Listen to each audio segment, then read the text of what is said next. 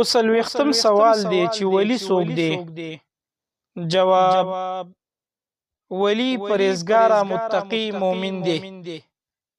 ځکه قرآن مجید په سوره یونس کې الله سبحانه و تعالی فرمای: الا ان اولیاء الله لا خوف عليهم ولا هم يحزنون الذين آمنوا وكانوا يتقون.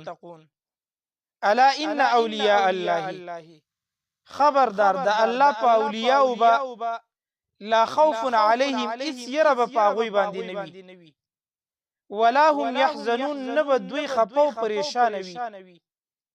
الذين اولیاء هغه خلق دي آمنو چې ایمان راوړې مؤمنان دي وکانو یتقون او د الله نه یریږي متقیان دي. نو ولی دا مؤمن متقی ته ویل کیږي. دغه شان حدیث کې راځي امام احمد ابن حنبل رحمه الله په مسند احمد کې دا حدیث نقل کړي. نبی کریم صلی الله علیه وسلم فرمایي: انما ولی الله، یقینا زما دوست هغه الله تعالی دی، زما ملګری هغه الله تعالی دی. وصالح المؤمنین، او بیا نیکان مؤمنان زما ملګری دي.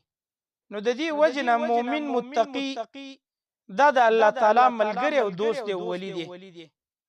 نو پرهیزګار مؤمن متقی دی ته ولی ویلې